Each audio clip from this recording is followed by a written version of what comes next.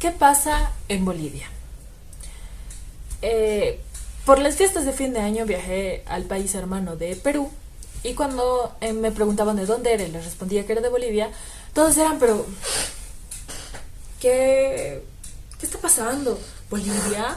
Pero Bolivia están bien, está todo bien por allá.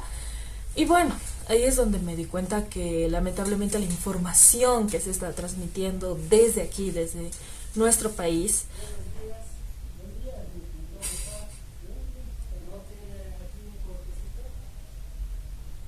mis besitos, perdón. Ok, que la información que se está transmitiendo desde aquí, desde nuestro país, hacia los países extranjeros, está tergiversada, ya sea por uno u otro lado. La cosa es la siguiente. En este video voy a intentar explicar un poco qué es lo que está pasando en Bolivia, porque en sí la mirada de muchos países, más que todo por los meses pasados de octubre y noviembre, estaba ahí, en la mira. O sea, yo creo que este video va a tener varias partes prácticamente, así que voy a comenzar a dar un contexto. Comenzando entonces por esta primera parte que nos explica y después van a ver por qué tiene sentido. Entonces comenzamos por esta primera parte que da un parámetro, un contexto, pongámoslo así, de por qué es que llega Evo Morales al poder. La cosa es que el 2002 son las elecciones nacionales en Bolivia. Se presentan entre varios partidos políticos, se presenta por el MNR Goni, Gonzalo Sánchez de Lozada, más conocido como Goni. Se presenta por primera vez Evo Morales con MAS y PSP. Se presenta Manfred Reyes Villa con el NFR. Se presenta con el MIR, Jaime Pazamora, conocido como el Gallo. La cosa es que al final los últimos resultados, los resultados oficiales, mostraron que el primer lugar tenía un 20,46%, que era para Goni. El segundo lugar lo obtuvo Evo Morales con el 20,94%. El tercer lugar lo obtuvo Manfred Reyes Villa con el 20,90%. Entonces, ¿qué es lo que pasó? Eran tres. Entonces, de estos tres, el primero con 22,46, 20,94, 20,90. Hubo una alianza entre Gonzalo Sánchez de Lozada y Manfred Reyes Villa, y es por eso que Gonzalo Sánchez de Lozada termina en la presidencia. Entre varias cosas de hacer los ministros y las cosas que hacen los presidentes, empiezan a surgir conflictos sociales en base a un déficit fiscal que hubo en el país. Entonces, donde la solución que desde el gobierno se planteaba era ponerle un impuesto al salario, por lo cual se lo conoce como Febrero Negro, sale la policía en protestas. No quería, hubieron huelgas de hambre, etcétera, etcétera, etcétera, etcétera. Ese fue su primer gran conflicto, digamos. Ya después, entre traspié y traspié y traspié, que fue teniendo su gobierno, en octubre del 2003, sucede lo siguiente. Se empieza a generar un rumor, una especulación, digamos, creo que también había cierto cosas de verdad. Yo estaba en primaria, o sea, creo que recién estaba aprendiendo a leer y escribir. La cosa es que sale la noticia de que Bolivia, o el gobierno de Bolivia, Goni en sí, quería venderle nuestro gas a Estados Unidos mediante Chile. Para lo cual les hago aquí un paréntesis.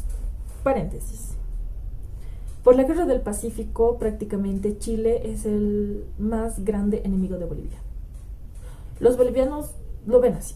Así que cierro paréntesis.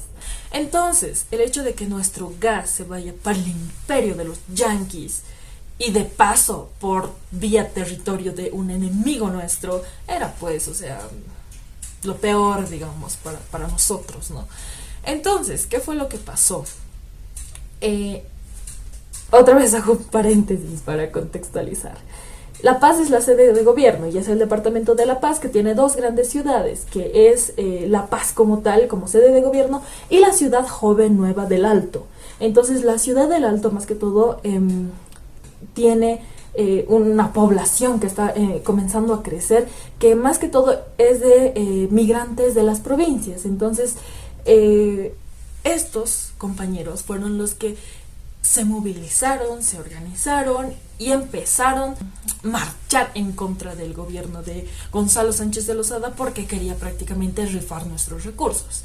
Entonces, a esta etapa se le llama como Octubre Negro. Entonces, ¿qué hace Gonzalo Sánchez de Lozada? Gonzalo Sánchez de Lozada saca a los militares para que le metan bala por donde sea.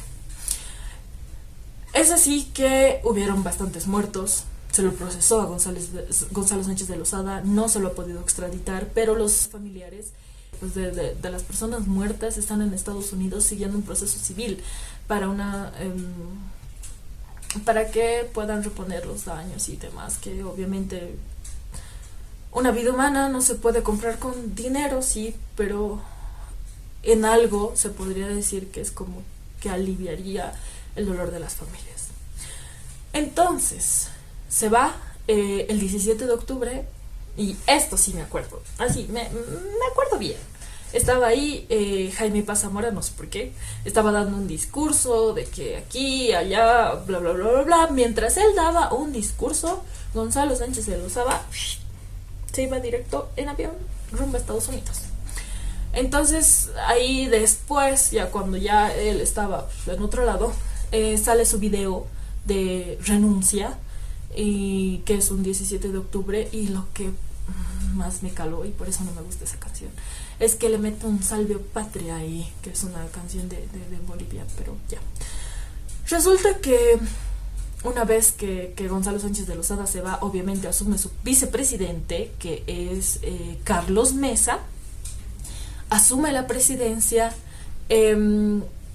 llama un referéndum para preguntar a los bolivianos si queríamos que, en síntesis, que nosotros nos hagamos cargo de nuestros recursos naturales, o sea, más que todo del gas, ¿no? De los hidrocarburos como tal. Entonces ganó el sí, se aprobó una ley de resarcimiento de daños, también se aprobó un decreto, y ojo, con este decreto, ojo, que reglamentaba el uso de la fuerza de las Fuerzas Armadas. Es decir, como Gonzalo Sánchez de Lozada, así porque era el capitán general de la nación, se le ocurrió sacar y meter bala a cuanta persona se atravesara por delante de los militares, es por eso que Carlos Mesa, para evitar que futuros presidentes hagan lo mismo, es que saca este decreto que reglamenta justamente esto y dice qué procedimientos debe seguir un gobierno para que las Fuerzas Armadas como tal salgan y repriman mediante hay un conflicto social o algo así, ¿ok? O sea, más específico quizá lo podríamos hacer en otro video. La cosa es que surgen nuevamente las protestas y Carlos Mesa renuncia el 10 de mayo del 2005. Así que ¿qué nos deja el gobierno de Carlos Mesa? Ya nos deja el tema de las autonomías, nos deja ya que se tendría que hacer una nueva constitución, entonces nos deja prácticamente casi lista la asamblea constituyente. Pero cuando se va, ¿quién asume? O sea, obviamente, o sea, si tú eres presidente, te vas, vicepresidente se va, ¿quién asume, verdad? Entonces tendría que haber asumido Ormando Vaca Díez, quien era el presidente del Senado. La población boliviana no le iba a aceptar, por lo menos esta parte de Bolivia, ¿no? Porque es oriente-occidente, entonces Ormando Vaca Díez como que representaba intereses. Después estaba Mario Cosío, que también pertenecía a este grupo. La cosa es que renuncia Ormando Vaca Díez, presidente del Senado, renuncia Mario Cosío, presidente de diputados, y ahí es la cosa. Y ahora, ¿quién, verdad? Entonces ahí es donde asume la presidencia, o sea, por sucesión constitucional, asume la presidencia Rodríguez Belcet. Entonces, Rodríguez Belcet, que era presidente cabeza de la Corte Suprema de Justicia, asume las riendas constitucionales para llamar a elecciones. Entonces, en su corto periodo de prácticamente meses, ha intentado dialogar con las organizaciones sociales, obviamente ha llamado a elecciones, donde en las elecciones del 2005, que si no me equivoco era fines del 2005, pero la cosa es que en las elecciones se presenta por segunda vez Evo Morales, quien mantenía un discurso de que nosotros nunca hemos gobernado, que somos de la clase menos privilegiada del país, siempre nos han pisoteado, que estos yanquis, que este imperio nos quiere utilizar y aquí y allá. Entonces su máximo opositor, se podría decir, para ese entonces era Jorge Quiroga, más conocido como Tuto Quiroga, quien fue el vicepresidente de Banzer. Otra vez haciendo un paréntesis. Esta historia de Bolivia es... Ok, haciendo un paréntesis, Banzer fue dictador en 1971, bastantes años, muertes. Ok, la cosa es que después, no sé por qué, razón, motivo o circunstancia, se lo elige democráticamente. Y su vicepresidente era Tuto Quiroga, Jorge Quiroga. Le vamos a decir Tuto Quiroga porque sí lo conocen todos, ok.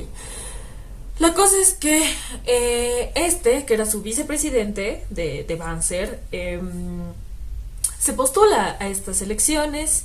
Entonces entre los dos, o no solamente entre los dos, no había muchos más, pero la cosa es que, o sea, de manera histórica, así, completamente histórica, que en años un presidente no había tenido la mitad del país a su favor, porque Evo Morales entró con el 53,74%.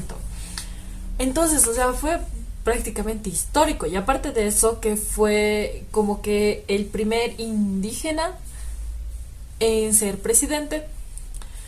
Ok, el segundo, que fue Tuto Quiroga, alcanzó un 28,94%. Entonces se imaginarán los demás qué cantidad de votos han tenido. La cosa es que todos, o por lo menos una gran mayoría del país, confiaba en el discurso que tenía en ese momento Evo Morales, que era: los recursos que tiene el Estado tienen que ser para los bolivianos. Los recursos que genera el Estado por la venta de la materia prima que tenemos, tiene que ser para los bolivianos, no tiene que ser para empresas extranjeras, que la clase indígena, no pongámosle clase, sino que los indígenas tenemos que estar porque ya hemos sido sometidos durante 500 años, desde la época de la colonia, y ya, no voy a entrar en más detalle. La cosa es que Evo Morales, desde entonces hasta el año pasado, hasta el 2019, fue presidente. Hasta aquí llega el primer video de esta parte. Este video en sí, yo creo que es un poco tedioso, pero en los siguientes videos se va a entender por qué se mencionaron ciertas cosas, y ahí como que va a cobrar más sentido, digamos, entender qué es lo que está pasando en Bolivia. Entonces, mi nombre es Luz Micaela y los veo en el siguiente video.